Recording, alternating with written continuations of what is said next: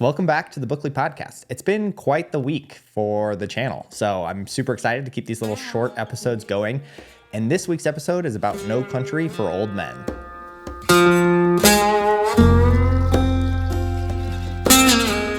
Now, since recording the episode of the podcast, I have gone back and actually watched the movie No Country for Old Men, and what I will say is the movie is phenomenal, super well done.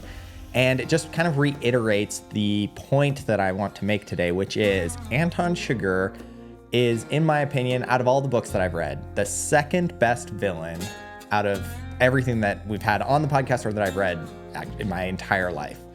Now, some notable villains that kind of made the list are Dolores Umbridge from Harry Potter, I think is a phenomenal villain.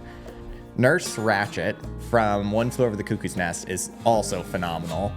Annie Wilkes from Misery, in my opinion, is number 3. I mean, that is one of the best villains in a book that I have read, and definitely the best villain out of all of the Stephen King books that I read. I like Annie Wilkes as a villain even more than I like Randall Flagg from The Stand.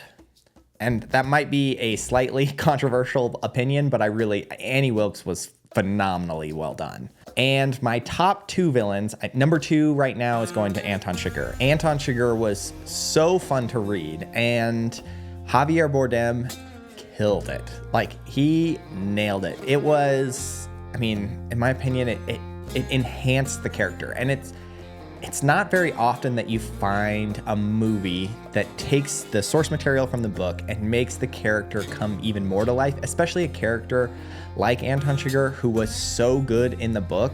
I felt like Javier Bardem just kind of added another layer of kind of evilness to it through his gestures, his facial expressions, the way he ate peanuts, the way he, anything that he did in that movie just kind of made him feel more eerie, more evil, and enhanced him as a character. The greatest book villain of all time for me is, and probably will always be, O'Brien / Big Brother from 1984. 1984 is my favorite book of all time, and I just think Big Brother is just the epitome of evil, and everything about him, the psychological aspect of it, it's phenomenal. And I just don't know that any character will ever beat O'Brien from 1984. But if you have a favorite book villain and it is not one of the ones that I mentioned, or even if it is one of the ones that I mentioned, make sure to comment it down here at the bottom of this video. I love a good villain. In my opinion, a good villain can make or break a book, and it could make or break a movie even.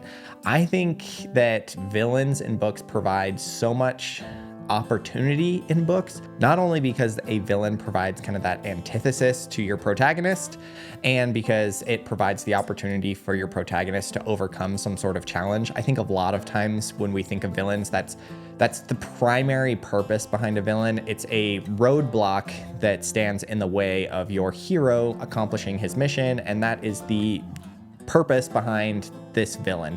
However, in my opinion, a really good villain is also just a great standalone character, someone who is completely unhinged, completely unrelatable, and somebody who adds a layer of chaos to the story that just makes it so that you can't really predict the next couple moves of the book. Anton Chigure really has no rules that he follows. He kills people because he doesn't want them to go to the police when he steals their car. He kills people because he's worried that they might recognize him. And then there are other times when he flips a coin. I think that's one of the most chilling scenes in both the book and the movie, when he is at the gas station and he decides the fate of the gas station attendant purely on the flip of a coin. Heads you live, tails you die. And that just goes to show kind of how unpredictable he is as a character.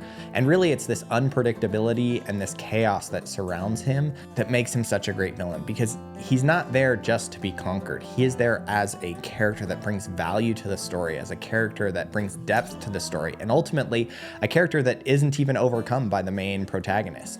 And because of that, I think it gave Cormac McCarthy a little bit of wiggle room within the story to make him any way he wanted.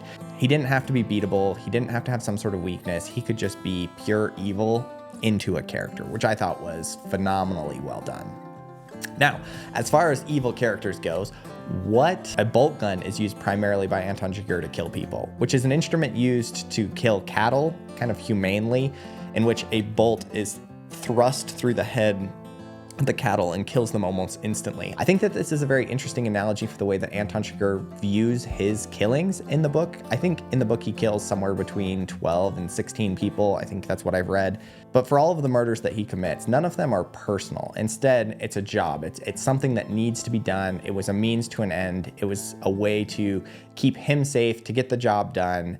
And if I had to think about why he chose the bolt gun as his weapon of choice, I would say because he views the people around him merely as cattle. The murders were nothing personal. Again, this adds a layer of depth to him as a villain, to the way that he thinks about people, to the way that he thinks about murdering, to the way that he thinks about his job, that just makes him such an interesting character. Again, I think Anton Chigure was phenomenally well done.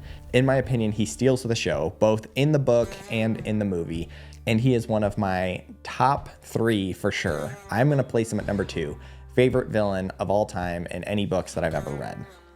If you have a different top 5 list, go ahead and leave a comment here as to what villains you really enjoy in books, and maybe I'll pick some of them up and read them on the podcast. I love a good villain. Again, I want to reiterate, I think a good villain can make or break a story. And to me, No Country for Old Men was a great story purely because of Anton Chigure. I gave this book a 4.5 out of 5. I thoroughly enjoyed it. I am surprised how much I enjoyed it, especially after just finishing The Road by Cormac McCarthy, a book which I did not like at all, a book which a lot of critics claim is one of the greatest books of all time, definitely in the top 100 books of all time. Hated that book. I don't understand why so many people loved that book. However, I think Cormac McCarthy completely redeemed himself in my mind because of No Country for Old Men. Thoroughly enjoyed this book. Highly would recommend it. And if you'd like to see my entire review of this book, definitely check this episode of the podcast out where I dive deeper into my feelings about No Country for Old Men. And if you'd like to read along with the Bookly podcast, make sure to check us out on Instagram. Make sure that you also like this video, subscribe to this channel, and turn on notifications so that you won't ever miss an episode of the Bookly podcast. Thank you for checking out this video, and we'll see you next time.